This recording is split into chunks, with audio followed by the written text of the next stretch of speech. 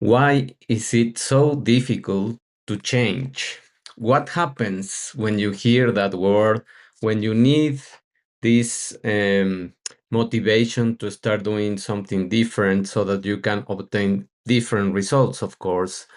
Well, change is something that we can't stop, and change is something that is going to be constant in your life, whether you like it or not, whether you have aversion for the word or whether you start understanding how even your cells are changing as we speak, and how this uh, flow of information, flow of chemical substances, and the different interactions of organs, and even to the molecular level that we are seeing here, is happening. So all of these things are the ones that I'm going to explore during this episode. So stay until the end because I'm going to give you the protocol and the steps to start doing an imprint in your biological DNA so that you can have easier time when you need to change anything, any kind of behavior. So, how to imprint habits to yourself. This is the biological path to personal change, and this is how it begins. We are going to explore the chemical hook, how these neuropeptides diffuse like a cloud, how we start turning on this molecular memory and the epigenetic embedding, and we are going to start creating the habit shift, understanding how conscious effort starts igniting and awakening the prefrontal cortex, and how your subconscious routine is also being hooked by this limbic system, by weakening the prefrontal cortex connectivity. And this happens because we sometimes leave the amygdala to rule the game. So finally, I will explain, of course, how we create this neuroplastic recovery and how we pass from stress and habituated cells to the healthy and recovered cells. So stay until the end and let's go with this information because it's plenty to cover. So the chemical hook, we have this volumetric transmission, and unlike fast neurotransmitters, we have two main neuropeptides that are very popular, let's say, and they are a signature of when we are stressed, which is the CRF, is corticotropin release factor, and NPY that diffuse widely. One is associated with stress and anxiety, the CRF peptide, and the other one, NPY, is associated with satiety, of course, downregulated anxiety, and leading you into an state of calmness. So they just don't just breach synapses, they bathe the neural networks, they inundate your whole brain, whether it is of stress with CRF or whether it is with NPY, and they sustain the emotional states, both of them. The, let's say, the not so good, which is the stress one, and the other one that more is beyond pleasure. This state of that is going to be achieved with NPY is a state that you can really call yourself as a homeostatic factor. So what is the trick here? You have a hypothalamic command, and this is your region in the brain that has the central chemical command centers, and it translates thoughts and stressors into the systemic peptide signal. So it is like receiving this abstract signal of your thoughts and then changing it into a chemical language and dictating the body's mood and the biological drives. Because if you are inundated with this CRF, the consequences are going to be the activation of the HP axis, which we have spoke a lot during these episodes, and you will start releasing a lot of hormones and neurotransmitters that are going to lead you to this inflammation process. In the other side, when you release the NPY, which is the opposite, you are going to start down regulating the toxic thoughts, breaking the patterns of rumination, and entering into a space where you can awaken the prefrontal cortex and start thinking much better outcomes of what you are just imagining many times. So, what are the mechanics of cravings and why people sometimes don't find this stability and this momentum and discipline and continuity during the process of change?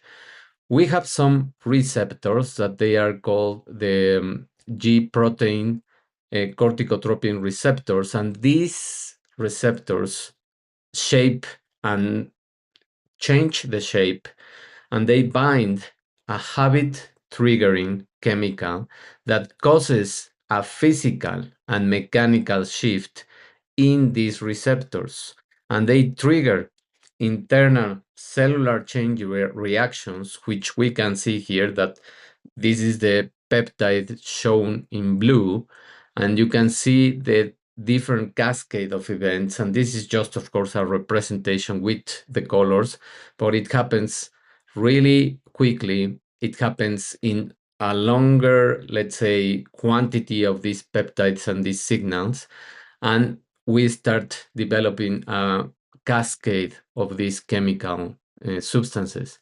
Now, when we have this process, there is a receptor downregulation, which this is performed to protect against chronic overstimulation. So your body is so wise that the cells reduce the number of these active receptors by hiding or, listen to this, destroying them.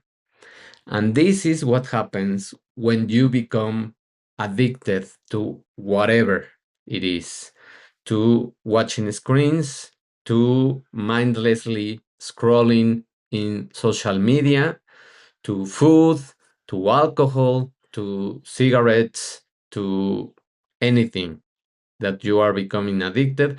This is what happens in your membranes and in the regions of the brain in the membranes, and this cascade starts becoming real. What is the biological deficit? With fewer receptors, you need more of the stimuli. So, this is what is needed to achieve the same effect. And this is what becomes the addiction process. This is the root cause of the addiction process, manifesting as tolerance and craving. So you crave for more of this kind of stimuli, and then you start creating tolerance. And this is what happens nowadays with a lot of people, that they just uh, by habit, without thinking, they just grab their devices and they start scrolling, watching these short videos, and they don't even know what they are watching. They don't even know how to process the amount of information, but they are destroying these kinds of receptors and they are flooding their systems with the other peptide that we talked before, the CRF peptide. And then they start the cascade of stress. They start the rumination of thoughts, toxic thoughts, of course. And then the other consequences you already know, because there is an ignition of the inflammation process right here. And this is the main cause that we are provoking. So that's why people, it's so difficult that they start um, taking on a new routine and detaching from the old habits. So how do we break this system? Let's see what happens next. Well, There is a synaptic and there are epigenetic engrams, or let's say processes, repetition of processes that maintain these synapses. So there is one very important gene that has been detected, which is called NPAS4. And this gene is associated with the synaptic maintenance. The experience-driven genes like this NPAS4 trigger the neurite outgrowth and neural pathway strengthening. So this is the long-term potentiation of the um, attaching and the binding of these synapses, and then maintain the precise circuitry of the habit. So this is the gene that allows you to keep on in the taking of or developing a rhythm in your life, and then you start developing continuity, and then you start developing more and more of these connections. You start awakening more of these genes, NPAS4, and then you create a pathway that is stronger. And that's why you enter into a rhythm where you are already changing, where change is seen as something that gives you pleasure. And this is the healthier process of becoming a different person in whatever you want to experience, in losing weight, in letting go an addiction like alcohol or any other addiction, and taking on the healthier path, let's say. And in the other image, we can see the epigenetic embedding. And this is how habits leave enduring chemical marks like these methylation marks on the DNA. So what happens here is that they lock genes into an active or silent state, depending on what you are doing. And this creates a molecular memory of the behavior that can persist for a lifetime. And look at this, a molecular memory of certain behaviors that can persist for a lifetime.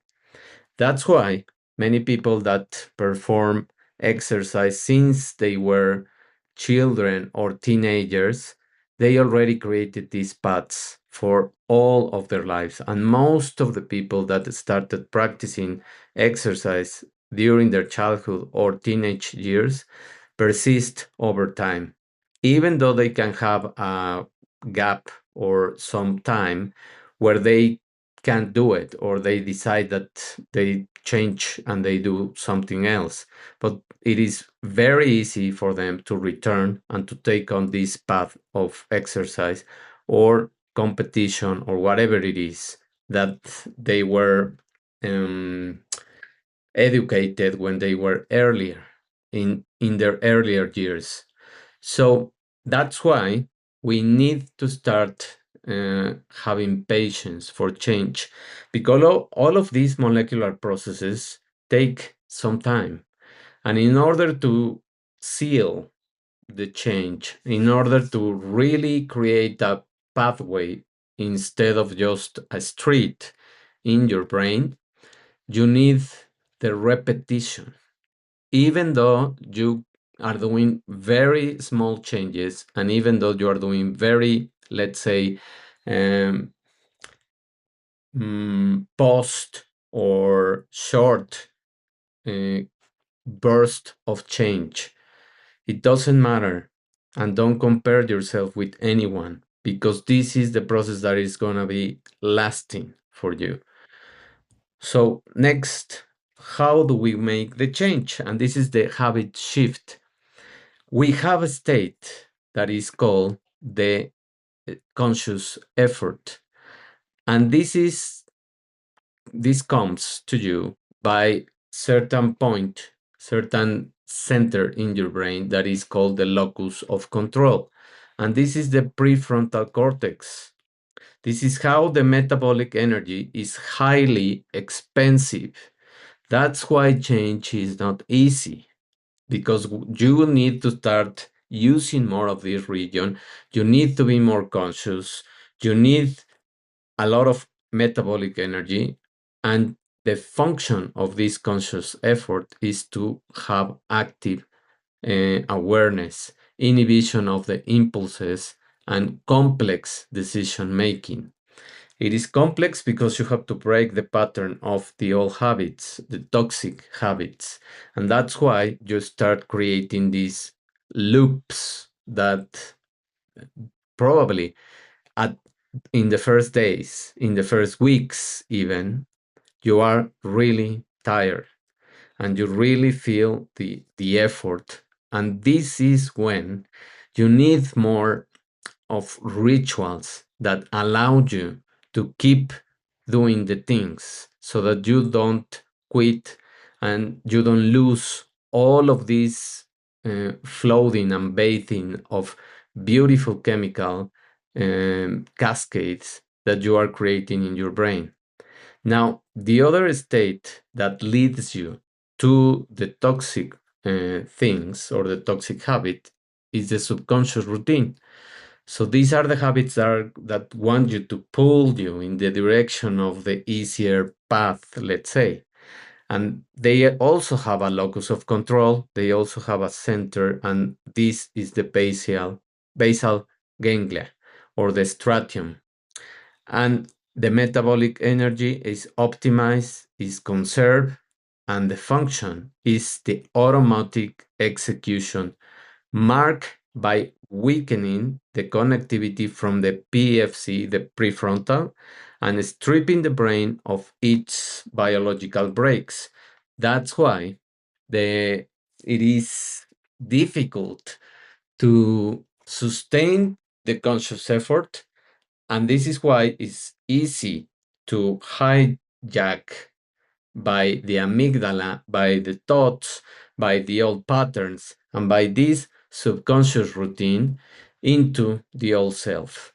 And this is why people don't change, because it is more or less like these tantrums that you have in your adolescence, and your brain is doing a tantrum when it wants you to pull in the direction of the old self that is going to start creating these addiction loops and rumination loops.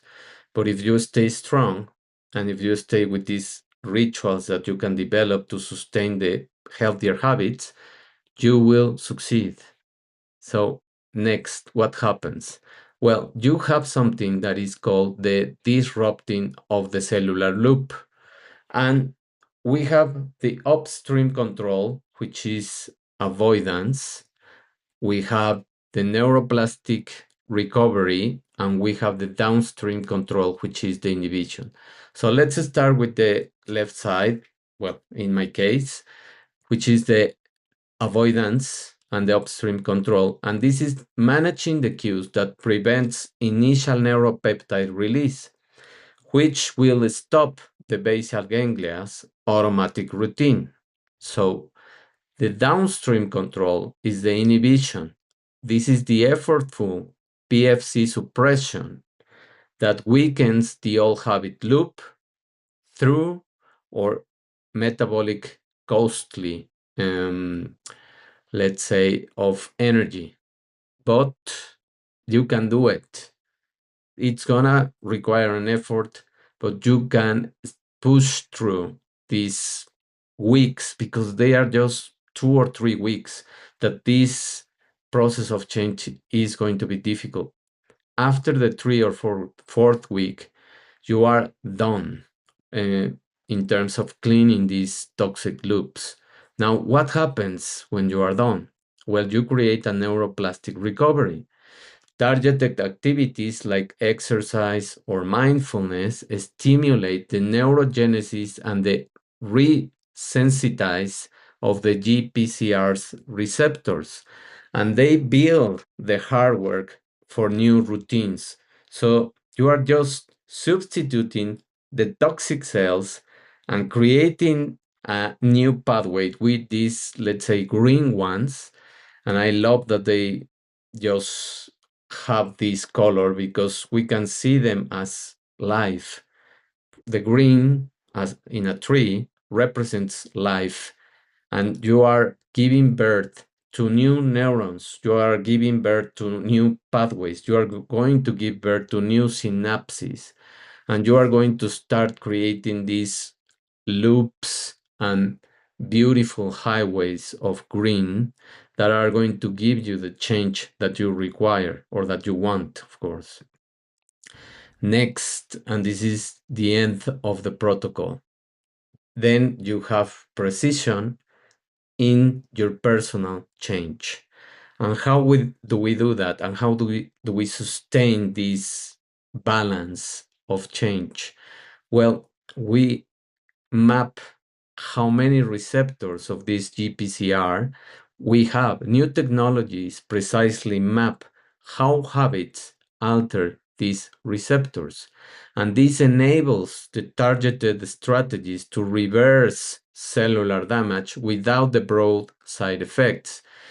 In the case of these mapping systems, you can do several things. You can do several practices that I'm going to give you right away. So the next one of these big pillars of restoration, big protocol of restoration, and how we create these healthy recovered cells is the allostatic restoration. And this is the rewiring, which is measurable, of the physical process that is not just psychological. This is what happens in your physiology, in the molecular systems, in the genetic systems, in the imprint of your DNA, of restoring the organism from cumulative wear and tear back to a healthy biological baseline. So you start repairing all of the receptors that you lost in your old persona, in your old self, and then you renew the receptors and you create these new connections with what we saw, these new neurons that are glowing of green. You create new pathways, you restore the foundation of this new change that is going to take place, and you are on the right path. It has been measured that they are not 21 days, they are not 14 days, they are not 30 days. More or less, for the most majority of people, it takes 66 days. And this is the time where most people arrive to the foundation until the molecular level of their change. How can you do that? Creating rituals, practicing meditation or mindfulness techniques, physical exercise, of course, and avoiding as much as possible mindless technology sessions. Stepping away from the screens, stepping away from scrolling, and using technology for your own purpose, for creating more knowledge, for being in contact with your people, for things that are going to make your life easier, not more difficult. If you are always in these devices, if you are always in these loops that they are designed to hijack you in these constant loops, you are destroying your receptors and you are creating the cascade of stress and inflammation and anxiety, and then, of course, depression. So, this is the basis of mental health, and this is the basis of physical change. And this is the way that you imprint your DNA with the beautiful neurons that you want, with the magical chemical cascades of receptors, neurotransmitters, new neural pathways, and you literally rewire your brain until you are another person. I hope that this topic has been attractive for you, has given you the information that you need in order to start thinking that whenever you embark on a new change, on a new routine that you want to implement in your life, You need to do it step by step in small pieces of change, and you are going to succeed. If you want to do it right away, if you really want to do it quickly, this is not going to be a process that can be sustained over time, because you need to clean yourself, you need to detoxify yourself, and you need to create new cells. And that process takes some time. So be patient, start slow, start in a way that is real for you. Don't compare yourself with anyone, and stay on your path and develop rituals that make your life easier to start doing these changes and these different activities. And as you know, I always encourage you to subscribe to my channel, to share these videos, and of course, to go into the platforms where you can listen to the podcast, either Apple or in Spotify, whatever the platform you use, or go to Substack. I also have all of those episodes in Substack. And I also have articles that you can start reading, and I will start releasing a lot of content there that you can buy as a guide, and protocols that you can go deeper into the science of all of these topics. Thank you very much for being here. Thank you for your support, and I will be here for any questions or suggestions that you can have. You can even suggest guests to my podcast so that I can interview them. Thank you very much. Have a wonderful day, and I'll see you on the next episode. Bye.